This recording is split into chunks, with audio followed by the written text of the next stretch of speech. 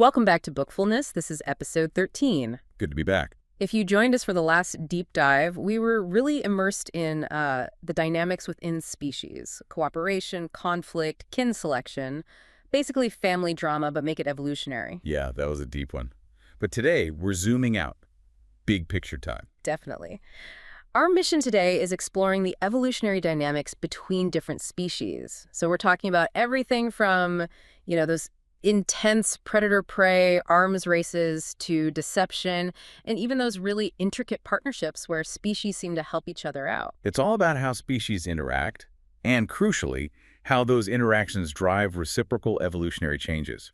We're using Chapter 13 of Futuyma and Kirkpatrick, Interactions Among Species, as our guide here. That's right. So the core theme is how species literally sculpt each other's evolution over time. It's like this constant dialogue written in their genes. Exactly. It's this process called coevolution. Think of it as species evolving in response to each other. Okay, let's unpack this. And maybe the best place to start to really grasp how cool this is a classic story.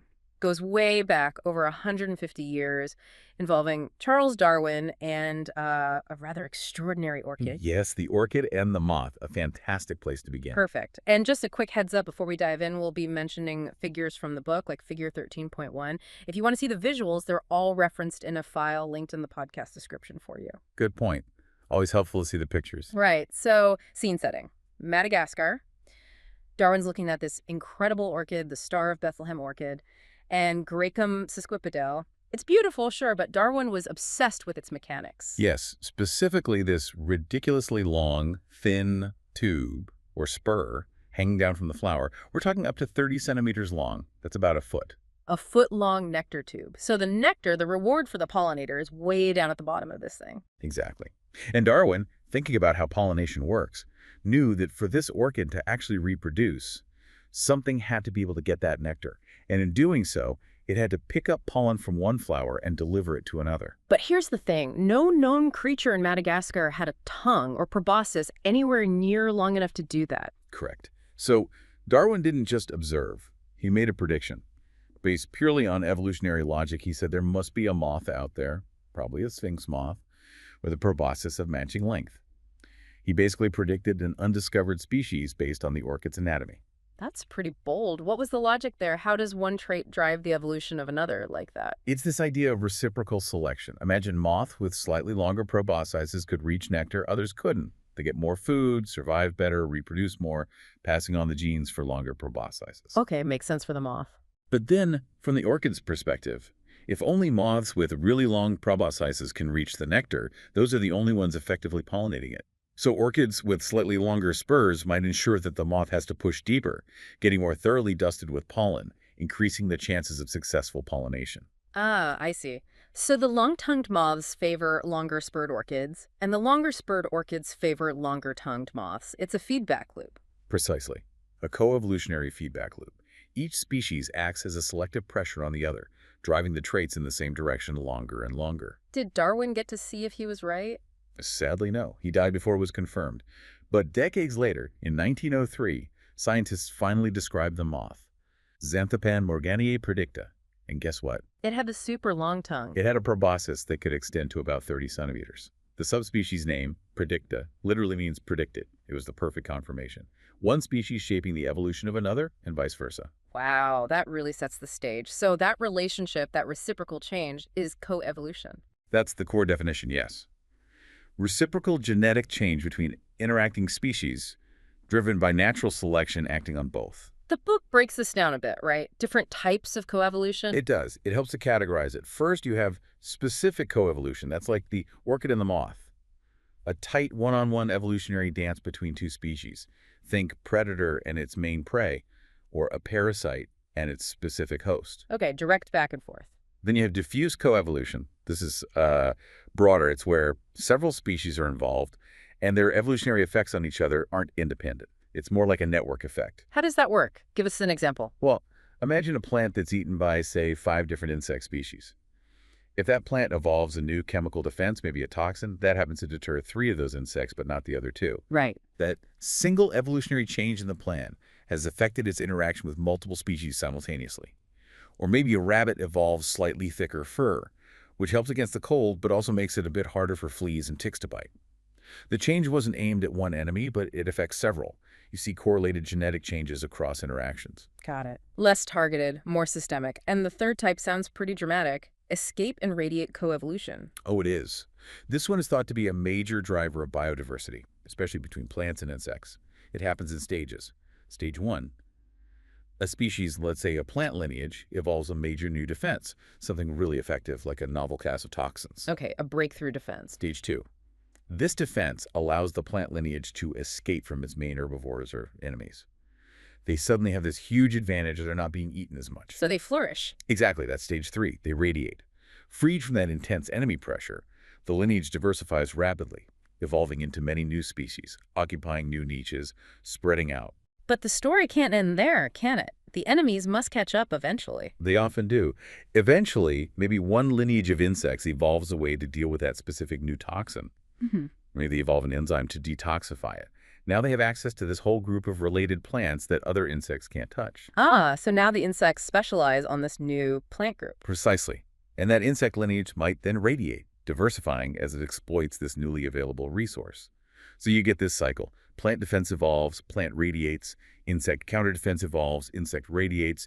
It drives diversification on both sides. That makes so much sense for explaining why there are just so many species of plants and insects. It's this ongoing cycle of innovation and counter-innovation. It really is. But a key thing to remember, emphasized by the concept of the geographic mosaic of coevolution, is that these interactions aren't usually uniform across a species' entire range. Meaning the orchid and moth story might play out differently in different parts of Madagascar. Potentially, yes. Or think about the strength of the interaction. The idea is that the outcome of coevolution, how strong the selection is, which traits are favored, can vary a lot from place to place. It depends on the local mix of genes in each population and the specific environmental conditions. Okay, so it's not one single story for the whole species, but lots of local variations. Exactly, it's a mosaic. The textbook gives this brilliant example involving limber pines, red squirrels, and Clark's nutcrackers in the Rocky Mountains. Okay, lay it out for us. So, limber pines, Pinus flexilis, face a conflict. Red squirrels are major seed predators. They eat the pine seeds. But Clark's nutcrackers are crucial seed dispersers. They cache the seeds, forget some, and those grow into new trees. A classic love-hate triangle, biologically speaking. Kind of. Now, where red squirrels are common, there's strong selection pressure on the pines to defend their seeds. So in those areas, the pine cones evolve to be tougher, with thicker scales and maybe fewer seeds per cone, making it harder for squirrels to raid them. Makes sense. Defense against the predator. But those same defensive traits, the thick scales, the hard-to-get-at seeds, also make the cones less attractive or harder to handle for the Clark's nutcracker, the bird the pine needs for dispersal. Oh, I see the conflict. Defending against the squirrel makes it harder to cooperate with the nutcracker. Exactly. So in areas without squirrels, maybe at higher elevations, the main selective pressure on the pine is to be attractive to the nutcracker. In those places, the pines tend to have softer cones, easier for the birds to open and disperse. They're basically optimized for the mutualist, but would be very vulnerable to squirrels if they were around. So drive across the mountains, and you'd see different types of pine cones in different places, reflecting the local balance between the squirrel threat and the nutcracker benefit. Precisely. That's the geographic mosaic. The coevolutionary relationship has different outcomes, different hot spots and cold spots of interaction intensity, creating this patchwork across the landscape. It tells us coevolution is dynamic, not just over time, but also across space. Okay, that mosaic idea really adds a layer of complexity. But let's shift focus now to those purely antagonistic relationships. Predator versus prey, parasite versus host. This is where things get really intense, right? This leads us to the Red Queen. Ah, yes, the Red Queen hypothesis. It's one of the most evocative concepts in evolutionary biology. It comes from Lewis Carroll's Through the Looking Glass. Where the Red Queen tells Alice it takes all the running you can do to keep in the same place. Exactly that. The hypothesis argues that for species locked in antagonistic interactions, like with predators or parasites, they have to constantly run just to maintain their current level of fitness, just to survive, because their enemies are constantly evolving too. So standing still evolutionarily means you fall behind and potentially go extinct. Pretty much. You have to keep adapting merely to counteract the adaptations of your antagonists. It implies continuous, often rapid, evolutionary change is necessary just for persistence. It's a stark contrast to some relationships, isn't it? The book mentions those aphids and their internal bacteria, Buchnera. Right, that's a great counterpoint. Buchnera aphidicola are endosymbionts. They live inside the aphid cells and provide essential amino acids the aphid can't synthesize. It's an ancient, obligate mutualism. And their evolution is locked together. Perfectly.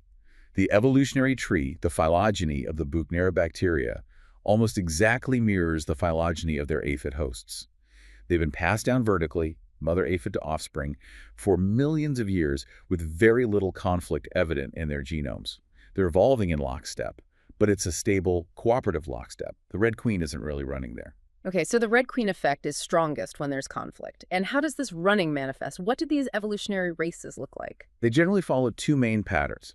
The first is escalation, which is your classic evolutionary arms race. Like defenses get stronger, attacks get more potent. Exactly. Traits involved in the conflict evolve in a directional manner, constantly increasing in intensity or magnitude. Think cheetahs getting faster to catch gazelles, and gazelles getting faster to escape cheetahs. Or the textbook example, toxin resistance.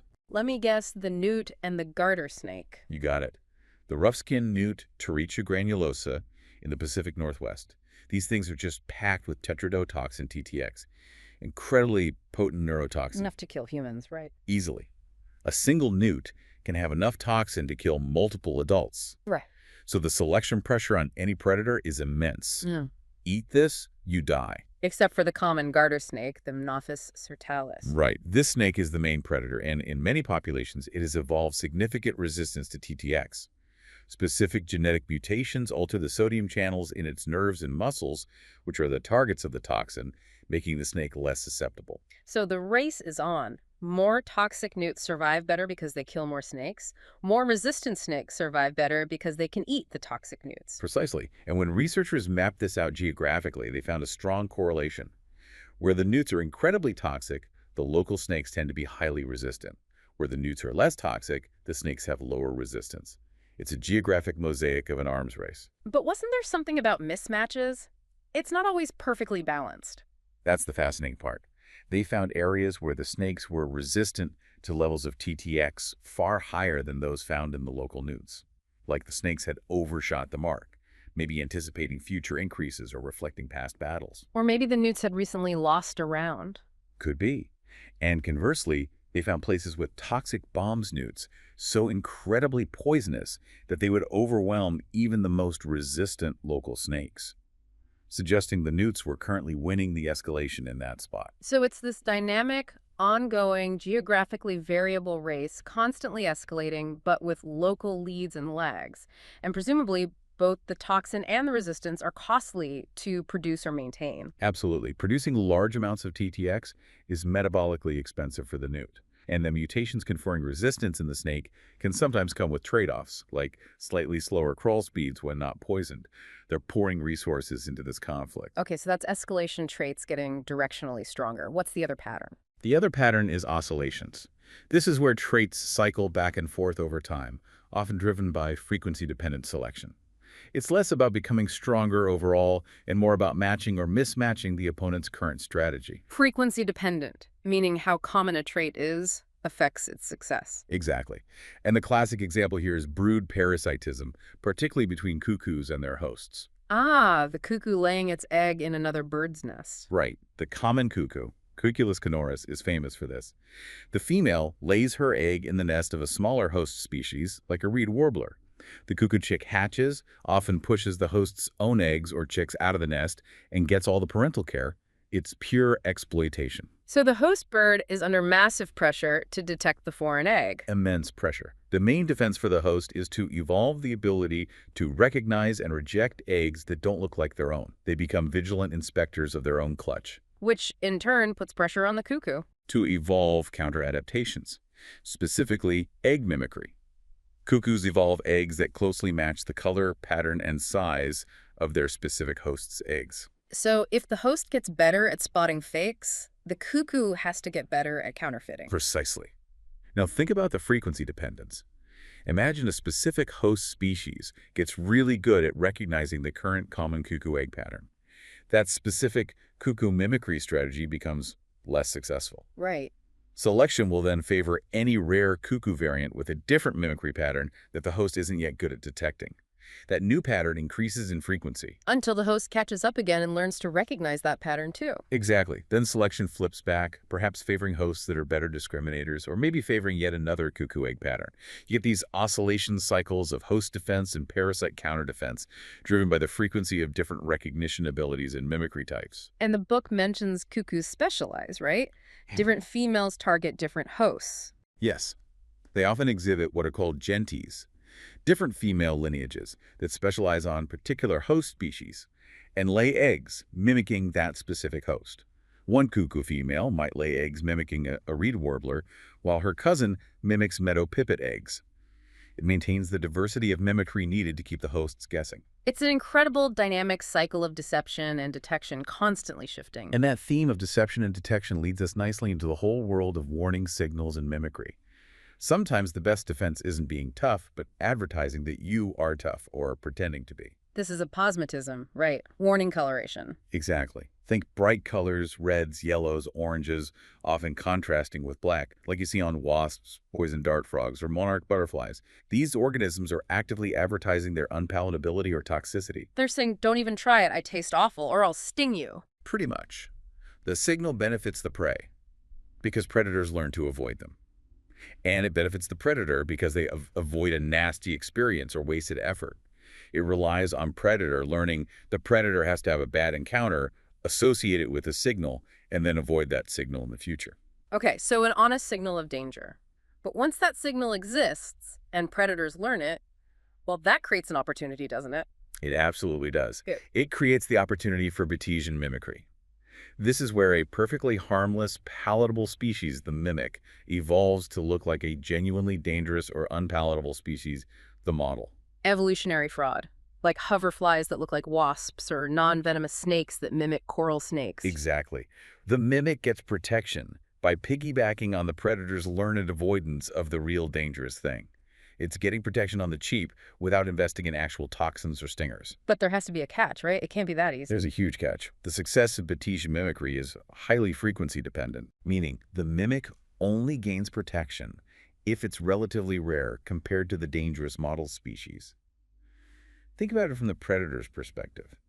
If it keeps encountering the warning pattern, and most of the time it gets a nasty sting or a mouthful of poison, the model, it will strongly avoid that pattern. Right. But if the harmless mimics become too common, the predator starts encountering the pattern and getting a tasty meal more often than not. The negative reinforcement weakens. The predator might start sampling the pattern again, thinking, hey, maybe these aren't so bad after all. So if the mimics get too numerous, they basically spoil the signal for everyone, including the original model. Exactly. The warning signal loses its reliability and the protection breaks down. So there's strong selection pressure keeping the mimic population relatively low compared to the model population. And that pressure, that need to stay rare, can lead to some really interesting evolutionary outcomes, like polymorphism. Yes. This is where it gets really clever. If being too common is bad, one solution is to have multiple different disguises within the same mimic species. The classic example is the African swallowtail butterfly, Papilio dardanus. What do they do? The males look like typical non-mimetic swallowtails, but the females are often polymorphic. Within the same species, different females can look completely different from each other, each one mimicking a different local, unpalatable butterfly species. Wow. So one female might mimic model A, another might mimic model B, another model C, all within the same Papilio dardanus population. Correct. By spreading the mimicry across multiple models, no single mimic form becomes common enough to break the predator's learned aversion to any one model pattern. It's like distributing the risk, allowing the mimic species as a whole to persist at higher numbers than if they all copied just one model. That's incredibly sophisticated, a way to cheat the frequency-dependent rule. Now, what about when the warning signal is actually shared, honestly? That's Mullerian mimicry. Right. Mullerian mimicry is different. Here, you have two or more species that are all unpalatable or dangerous, and they evolve to resemble each other. They converge on the same warning signal. It's like different species of toxic butterflies or different species of bees and wasps often sharing similar yellow and black patterns. Why do that? If they're all dangerous, why not have their own unique warning? It's about shared benefit. specifically in educating predators faster and sharing the cost of that education.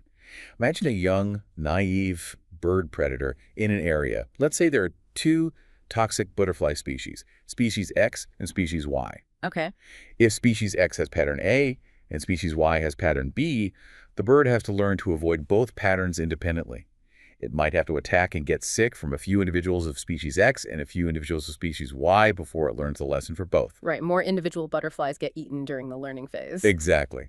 But now imagine species X and species Y both evolve the same warning pattern, say pattern C. Now, every time the predator attacks either species and has a bad experience, it reinforces the avoidance of pattern C. Ah, so the predator learns the single warning signal twice as fast because encounters with either species teach the same lesson. Precisely. It speeds up the learning process for the predator population, which means fewer individuals of both Mullerian co-mimic species are sacrificed overall during that predator education phase. They're essentially pooling their warning signals to make the "don't eat me" message louder and learn more quickly. It benefits everyone involved except the predators, of course. Okay, these signaling games are fascinating. Let's bring it back to a really fundamental interaction. Plants and the animals that eat them, the herbivores. This seems like a major arena for coevolution. Absolutely huge. Plants can't run away, so their primary defense is often chemical. They produce a staggering array of secondary compounds, chemicals not involved in basic metabolism, but used specifically for defense. Think alkaloids, tannins, terpenes, phenolics. And these chemicals directly affect the herbivores. Definitely. They can be toxic, reduce digestibility, repel feeders, or interfere with insect development. The book gives examples like the pharanocumarins in wild parsnip, Pastinaca sativa. These compounds are phototoxic. They become more toxic when exposed to UV light, and they deter many generalist insects, though the specialized parsnip webworm has evolved ways to cope with them. Or the latex in milkweed. Right, Asclepias syriaca. That sticky white latex gums up insect mouth parts and often contains cardenolides, which are heart poisons toxic to most animals.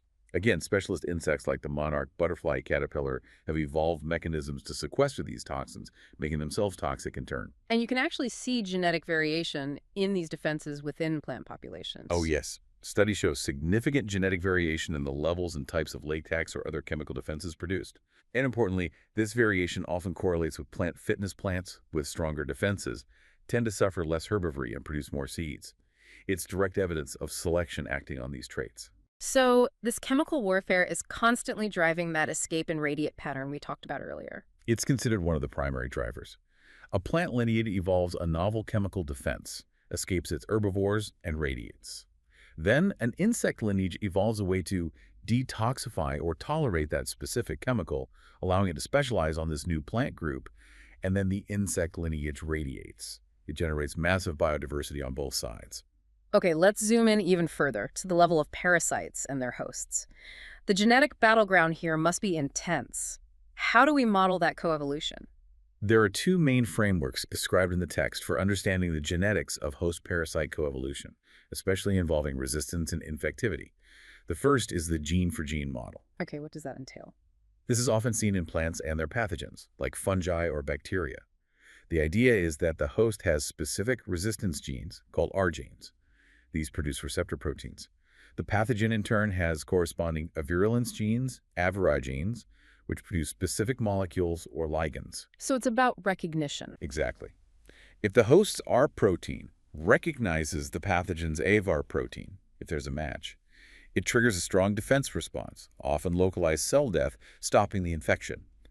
The host is resistant. And if there's no match? If the pathogen lacks the recognized avar protein, or the host lacks the corresponding R protein receptor, then recognition fails. The defense isn't triggered, and the host is susceptible. It's a system based on specific molecular recognition leading to resistance. All right, gene for gene relies on this specific recognition triggering defense. What's the other model? The other main type is the matching allele model. This is often described more like a lock and key mechanism. Okay, so? Here, the parasite needs a specific protein, the key, to bind to a specific receptor on the host cell surface, the lock, in order to gain entry and cause infection. Infection only occurs if the parasite's key matches the host's lock. So it's about successful binding for infection rather than recognition for resistance. Pretty much. And the key difference lies in the dynamics. Matching allele systems often lead to strong frequency-dependent cycles, that red queen dynamic again. Why frequency dependent? Because if a particular host lock, resistance allele, becomes common, selection strongly favors parasites with the matching key, infectivity allele. As those parasites increase, the common host lock becomes disadvantageous. Selection then favors hosts with the different, rarer lock, for which the common parasite keys don't work. And then the parasites with keys for that new common lock start to increase. Exactly. You get these continuous cycles where the most common host genotype is always the most vulnerable, and the most common parasite genotype is always the one targeting the most common host. It drives rapid cyclical changes in allele frequencies in both populations. That sounds like a real evolutionary chase. Is there direct evidence for this kind of cycling? There is, and it comes from a really remarkable study, the Daphnia resurrection study. Resurrection. Sounds dramatic. It kind of is. Researchers took sediment cores from lakes. These cores contain layers deposited over decades or centuries. And preserved in these layers are the dormant resting eggs of the water flea, Daphnia magna, and the dormant spores of its bacterial parasite, Pasteurella ramosa. So like a time capsule of hosts and parasites. Exactly. They could isolate Daphnia eggs and Pasteurella spores from different sediment depths, representing different points in the past. Then they could actually hatch the eggs and germinate the spores in the lab, resurrecting them. Wow. Okay, so they have hosts and parasites from, say, 1980 and 2000. What did they do then? They did cross-infection experiments. They exposed Daphnia from a specific time period, say 1980, to Pasteurella bacteria from the same time period, 1980, from the past, say 1960, and for the future, say 2000, relative to the 1980 host. What did they find? The results were incredibly clear and supported the matching allele Red Queen model.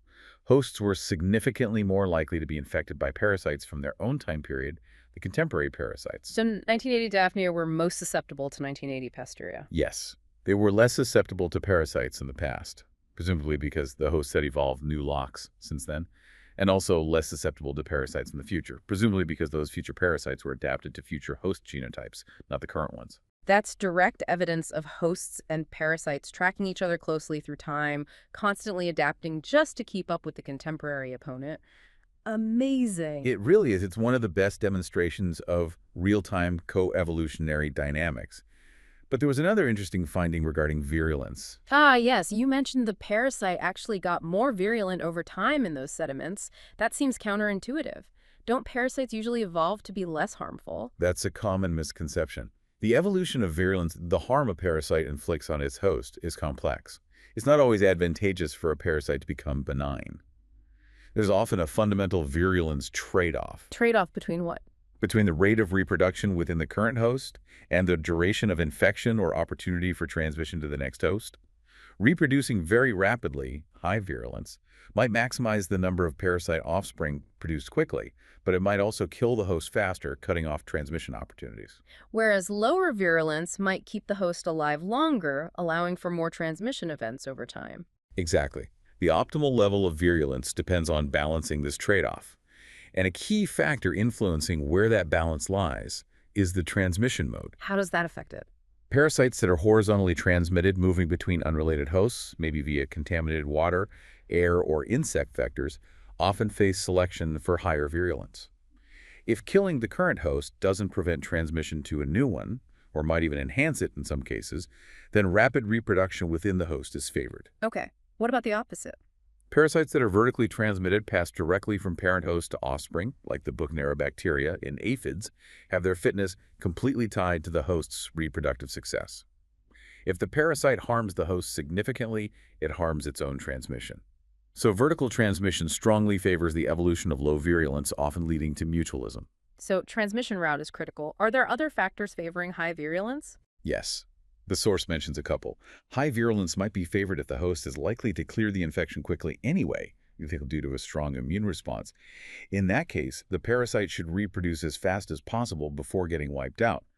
Also, if multiple unrelated parasite genotypes infect the same host, co-infection, there could be intense competition among the parasites within the host.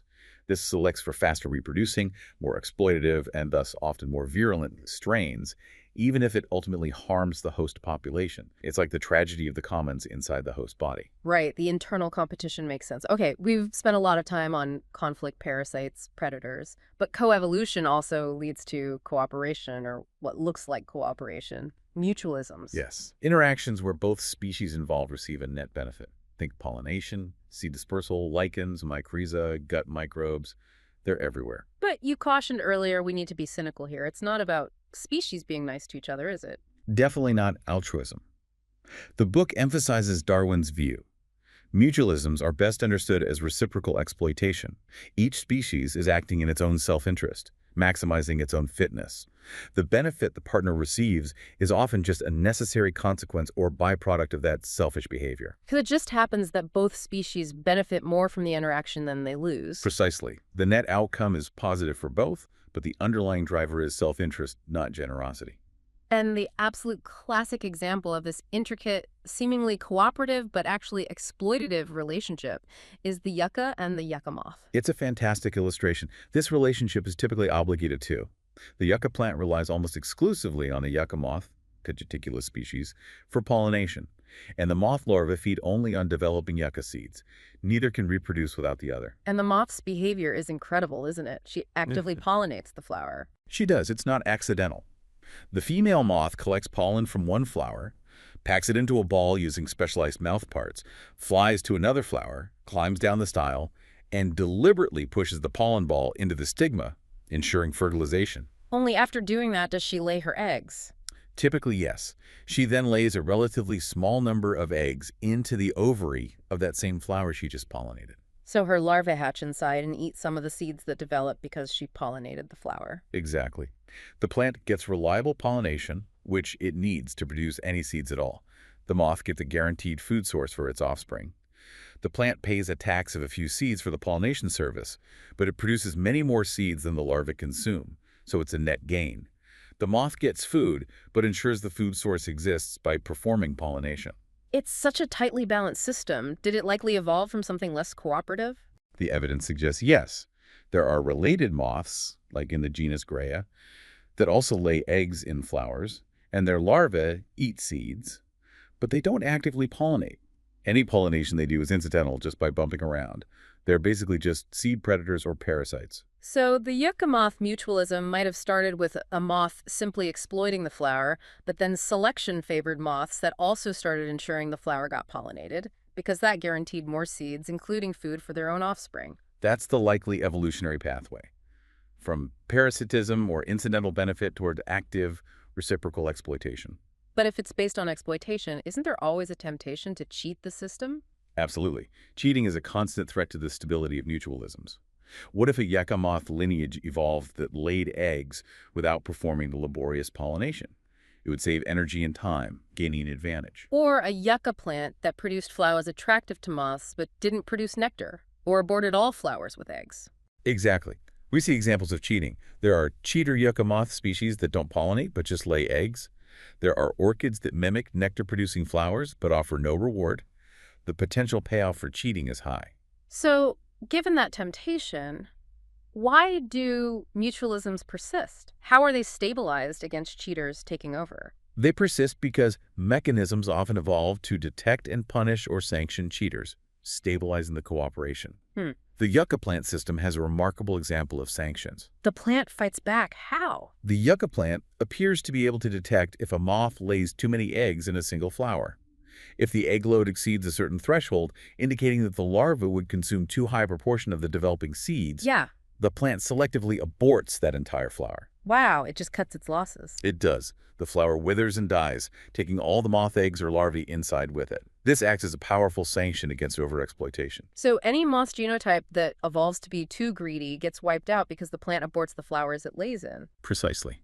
It keeps the moths honest. Only moths that lay a tolerable number of eggs successfully reproduce. This kind of policing mechanism is crucial for maintaining the balance in many mutualisms. It really drives home that mutualism isn't passive harmony. It's an active, often conflicted negotiation. Which brings us back to an earlier point. Can you have arms races within a mutualism? Definitely. Even when both partners benefit overall, there's still underlying conflict. as each tries to maximize its own benefit from the interaction, potentially at the partner's expense. Like the Darwin's orchid and the sphinx moth again, we saw it as coevolution, but is it also a conflict? It absolutely is. Think about the selective pressures again. From the orchid's perspective, a longer nectar spur is better because it forces the moth to push deeper into the flower, ensuring better contact with the pollen sacs, pollinia, and the stigma. It maximizes the chance of pollination success for the orchid. But from the moth's perspective, a longer proboscis is better because it allows the moth to reach the nectar with minimal effort, potentially without even having to brush against the pollinia or stigma effectively. It wants to get the reward as easily as possible, minimizing the work of pollination for the moth. So the orchid wants the moth deep inside, the moth wants to just sip from the entrance. Essentially, yes. This creates an escalating arms race within the mutualism. Selection favors longer spurs on the orchid and longer proboscises on the moth, pushing both traits to extremes, driven by this conflict over how the interaction occurs, even though the overall interaction is mutually beneficial. That conflict underlying cooperation is subtle but powerful. Okay, let's broaden out again. We've seen how pairs of species shape each other. How do these interactions scale up to structure entire communities of species living together? Let's start with interspecific competition. Right. Competition between different species for the same limited resources, food, nesting sites, sunlight, water, it's a fundamental structuring force in ecology. And when species compete, it's generally bad for both, right? Reduces growth, survival, reproduction. Typically, yes, which means there's strong selection pressure to reduce that competition. And one major way evolution achieves this is through ecological character displacement. Okay, what's that? It's when two competing species evolve differences in traits related to resource use, specifically in areas where they live together, symmetry, compared to areas where they live alone, allopatry. The differences evolve to lessen the overlap in resource consumption. So where they compete, they become more different to avoid stepping on each other's toes. That's the idea. Selection acts against individuals that are too similar to the competing species because they suffer the most from competition.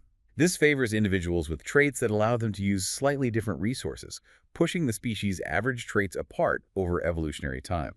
And the classic example here is the Galapagos finches, isn't it? Specifically their beak sizes. It is.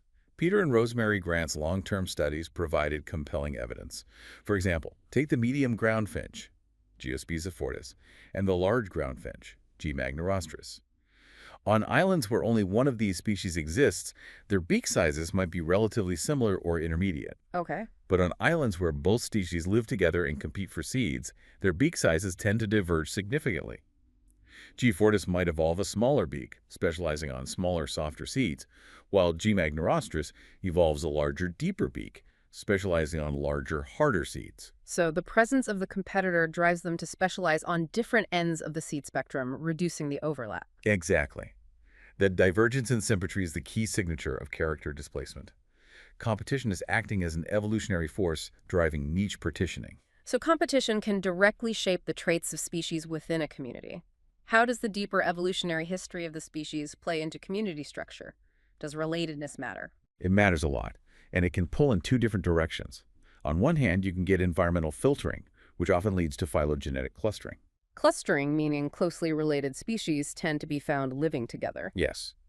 This happens when survival in a particular habitat depends on certain traits that are shared among closely related species because they were inherited from a common ancestor, what we call phylogenetically conservative traits. Like tolerance to salty soil or needing a specific host plant. Exactly. If a habitat demands, say, high drought tolerance and only one particular lineage clade of plants has evolved that specific physiology, then you'll tend to find multiple species from that clade coexisting in that dry habitat.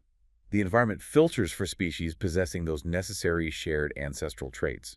The book mentions heliconius butterflies clustering where their required pathoflora host plants grow. Okay, so shared traits needed for the environment pull relatives together. What's the opposing force? The opposing force is often competition or shared enemies, which can lead to phylogenetic overdispersion. Overdispersion, meaning closely related species are found apart or are less likely to coexist than you'd expect by chance. Correct.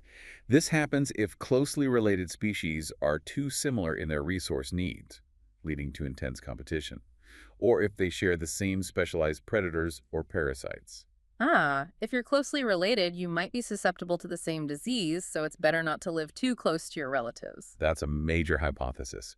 Intense competition between relatives or pressure from shared natural enemies can select for divergence, either in traits like character displacement or simply in habitat use, leading to relatives being spaced further apart in the community. The Inga tree example from Peru, where neighboring trees were often chemically dissimilar, suggests enemy pressure might be driving this kind of local overdispersion. So the actual structure we see in a community is likely a balance between environmental filtering pulling relatives together and competition or enemies pushing them apart. It's a dynamic interplay of these forces, shaped by the specific traits and history of the lineages involved and the local environmental context. Fascinating. Finally, the book touches on community-level convergence. What's happening there? This is the idea that similar environmental conditions and ecological challenges in different parts of the world can drive unrelated lineages to independently evolve very similar sets of ecological roles or ecomorphs. So different starting players, but they end up playing the same game with the same positions because the rules of the environment are the same. That's a great analogy.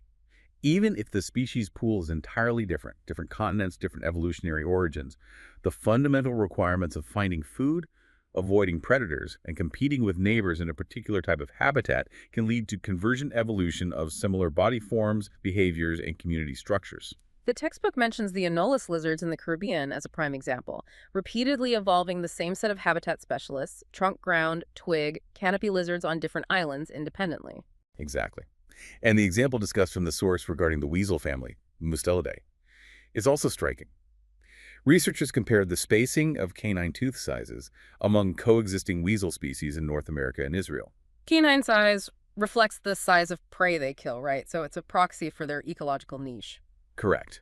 And despite these communities being separated by millions of years and composed of different, though related, species, the pattern of canine size spacing, how the different species partitioned the available prey sizes based on their killing teeth, was remarkably similar in both regions. That strongly suggests that the ecological constraints, maybe the available range of prey sizes, and the intensity of competition forcing niche separation were so powerful that they drove these separate evolutionary lineages to converge on a similar community structure, a similar set of ecological roles. It does. It implies that some aspects of community structure might be predictable outcomes of ecological interactions, Yeah. rather than just random collections of species based purely on historical accident. Hashtag outro. So if we try and connect this all to the bigger picture, what we've seen today is that coevolution is this incredibly pervasive and powerful evolutionary force.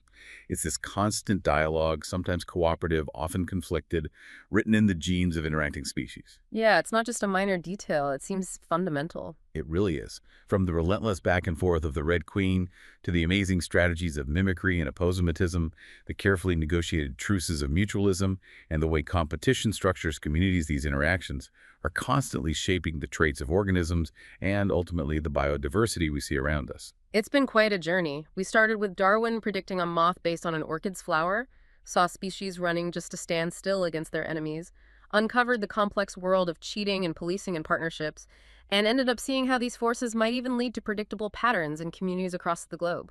Which, leads to a really deep question, doesn't it? We see evidence for character displacement pushing species apart due to competition. We see environmental filtering pulling similar species together, and we see this community convergence, like the weasels, suggesting ecological rules can dictate outcomes across continents. Yeah. So this raises an important question. Go on. How much of the diversity of life, the forms and functions we see, how much of it is the inevitable result of these strong ecological and coevolutionary pressures pushing species into predictable roles and patterns, versus how much is just historical contingency, the result of chance mutations, unique historical events, paths taken that could have gone differently? Where's the balance between predictable outcome and frozen accident? That's a huge question. Necessity versus history, predictability versus chance. That really gets to the heart of understanding evolution on a grand scale, something definitely to think about. Indeed. Well, thank you for guiding us through that intricate world of species interactions. It's been fascinating. My pleasure. It's a core part of how life works. So what's next? Where do we go from here? Next time, we're going even deeper. We're moving past the orgism and the interaction. right down to the level of the DNA itself. Ah, the evolution of genes and genomes. Exactly. We'll explore how new genes actually rise, how entire chromosomes get rearranged, the strange lives of selfish genetic elements, and try to understand why so much of our genome was once dismissed as just junk. It's the evolution of the blueprint itself. Sounds like another essential deep dive. Looking forward to it. Me too. All right, that's all for this deep dive. Thanks for listening to Bookfulness. Join us next time as we explore the evolving genome.